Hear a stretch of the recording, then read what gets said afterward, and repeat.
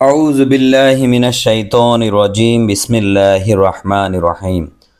শুরু করছি মহান রাব্বুল আলামিনের নামে, যিনি বড়ই মেহেরবান এবং পরম দয়ালু।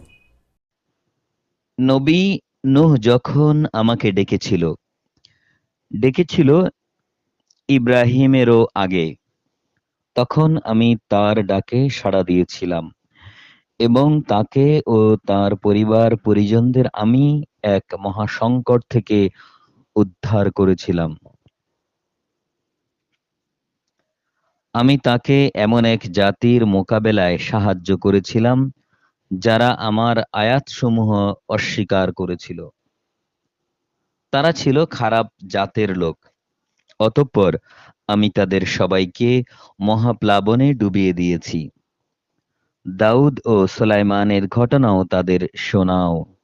যখন তারা দুজন একটি ক্ষেতের ফসলের মোকদ্দমায় রায় প্রদান করেছিল, মোকদ্দমাটা ছিল এমন: রাতের বেলায় কিছু মেষ মানুষদের ক্ষেতে ঢুকে তা তছনছ করে দিল। আমি নিজেও তাদের সাথে এই বিচার পর্ব পর্যবেক্ষণ করছিলাম। অতঃপর আমি সঠিক রায় যা তা সুলাইমানকে বুঝিয়ে দিয়েছি। অবশ্য আমি তাদের উভয়কেই প্রজ্ঞা ও জ্ঞান দান করেছিলাম। আমি পাহাড় পর্বত এবং পাখালিকে দাউদের অনুগত করে দিয়েছিলাম, যেন তারাও তার সাথে আল্লাহ তাআলার পবিত্রতা ও মহিমা ঘোষণা করতে পারে। আর এসব কিছু আমিই ঘটাচ্ছিলাম। আমি তাকে তোমাদের যুদ্ধে ব্যবহারের জন্যে বর্ম বানানো শিক্ষা দিয়েছি, যাতে তোমরা তোমাদের যুদ্ধের আক্রমণ থেকে নিজেদের বাঁচাতে পারো। তোমরা কি এজন্যে আল্লাহ তাআলার শুকর আদায় করবে না? আমি প্রবল হাওয়াকে সুলাইমানের বশীভূত করে দিয়েছিলাম। তা তার আদেশে সে দেশের দিকে ধাবিত হতো যেখানে আমি প্রভূত কল্যাণ রেখে দিয়েছি। মূলত আমি এর প্রতিটি বিষয়ের ব্যাপারেই পরিপূর্ণ অবগত আছি। শয়তানের মাঝে তার কিছু কিছু জিন অনুসারী তার জন্যে সমুদ্রে ডুবুরির কাজ করত। এছাড়াও এরা তার জন্যে আরো বহু কাজ আঞ্জাম দিত। আসলে তাদের সবার রক্ষক তো আমিই ছিলাম। স্মরণ করো, যখন আইয়ুব তার মালিককে ডেকে বলেছিল, হে আল্লাহ, আমাকে এক কঠিন অসুখ পেয়ে বসেছে, তুমি আমার নিরাময় করো, কেননা তুমি হচ্ছ নিরাময়কারী, সর্বশ্রেষ্ঠ দয়ালু। অতঃপর আমি তার ডাকে সাড়া দিলাম। তার যে কষ্ট ছিল তা আমি দূর করে দিলাম। তাকে যে শুধু তার পরিবার পরিজনই ফিরিয়ে দিলাম তা নয়, বরং তাদের সবাইকে আমার কাছ থেকে বিশেষ দয়া এবং আমার বান্দাদের জন্যে উপদেশ হিসেবে আরো সমপরিমাণ অনুগ্রহ দান করলাম। ইসমাইল, ইদ্রিস ও যুলকিফলের কথাও স্মরণ করো, যারা সবাই ছিল আমার ধৈর্যশীল বান্দাদের অন্তর্ভুক্ত। আমি তাদের আমার রহমতের মধ্যে দাখিল করলাম, কেননা তারা ছিল নেককার মানুষদের দলভুক্ত। স্মরণ করো জুনুন মাছের ঘটনার সাথে সংশ্লিষ্ট নবীর কথা। যখন সে রাগ করে নিজের লোকজনদের ছেড়ে বের হয়ে গিয়েছিল, সে মনে করেছিল আমি বুঝি তাকে ধরতে পারবো না। এক পর্যায়ে আমি যখন তাকে ধরে ফেললাম, তখন সে মাছের পেটের অন্ধকারে বসে আমাকে এই বলে ডাকলো, হে আল্লাহ, তুমি ব্যতীত কোনো মাবুদ নেই, তুমি পবিত্র, তুমি মহান। অবশ্যই আমি সীমা লঙ্ঘনকারীদের অন্তর্ভুক্ত হয়ে পড়েছি।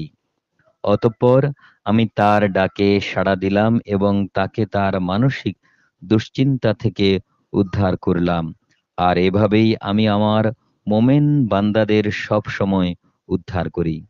স্মরণ করো জাকারিয়ার কথা, যখন সে তার মালিককে ডেকে বলেছিল, হে আমার রব, তুমি আমাকে একা নিঃসন্তান করে রেখে দিও না, তুমি হচ্ছ উৎকৃষ্ট মালিকানার অধিকারী।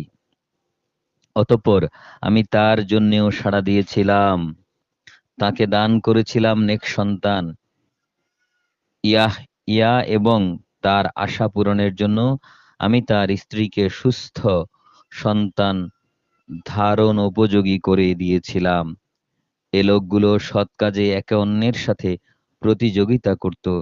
তারা আমাকে আশা ও ভীতির সাথে ডাকত। তারা সবাই ছিল আমার অনুগত বান্দা। স্মরণ করো সেই পুণ্যবতী নারীকে, যে নিজ সতীত্ব রক্ষা করেছিল, অতঃপর তার মধ্যে আমি আমার পক্ষ থেকে এক বিশেষ সম্মানী আত্মা ফুঁকে দিলাম। এভাবে আমি তাকে এবং তার পুত্রকে দুনিয়াবাসীর জন্য এক নিদর্শন বানিয়ে দিয়েছিলাম।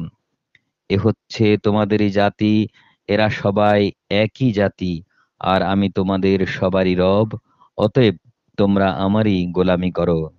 কিন্তু পরবর্তী সময়ে তারা নিজেদের মধ্যে মতবিরোধ করে নিজেদের দ্বীনের বিষয়কে টুকরো টুকরো করে ফেলল। এদের সবাইকে আমার কাছে ফিরে আসতে হবে।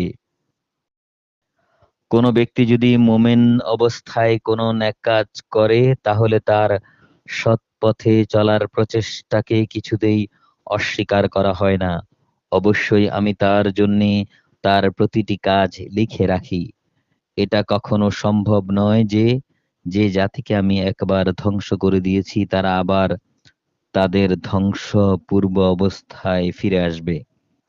এমনকি যখন কিয়ামতের নিদর্শন হিসেবে ইয়াজুজ ও মাজুজকে ছেড়ে দেওয়া হবে এবং ওরা প্রতিটি উচ্চভূমি থেকে দ্রুত বেরিয়ে আসতে থাকবে, যখন কিয়ামতের অমোঘ প্রতিশ্রুতি আসন্ন হয়ে আসবে, তখন তাকে আসতে দেখে যারা একে অস্বীকার করেছিল তাদের চক্ষু স্থির হয়ে যাবে।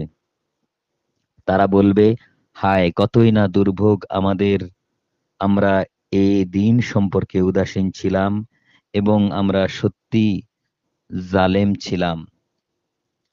তখন তাদের বলা হবে, তোমরা এবং তোমাদের সেসব কিছু যাদের তোমরা আল্লাহর বদলে মাবুদ বানাতে, সবাই জাহান্নামের ইন্ধন হবে। আজ তোমাদের সবাইকেই সেখানে পৌঁছতে হবে। তারা যদি সত্যি সত্যি মাবুদ হতো, তাহলে আজ তারা কিছুতেই সেখানে পৌঁছতো না। উপাস্য উপাসক সবাই তাতে চিরকাল ধরে অবস্থান করবে। এদের জন্য সেখানে শুধু শাস্তির ভয়াবহ আর্তনাদই শুধু অবশিষ্ট থাকবে। এই চিৎকার ছাড়া তারা সেখানে অন্য কিছুই শুনতে পাবে না। অপরদিকে যাদের জন্য আমার কাছে থেকে অনন্ত কল্যাণ নির্ধারিত হয়ে আছে, অবশ্যই তাদের জাহান্নাম ও তার আযাব থেকে অনেক দূরে রাখা হবে। তারা সেখানে ভয়াবহ চিৎকারের ক্ষীণতম শব্দ শুনতে পাবে না। তাদের জন্য তো বরং থাকবে তাদের মন যা চায় তাই, তাও থাকবে আবার চিরকাল ধরে। মহান আল্লাহ যা বলেছেন সত্য বলেছেন।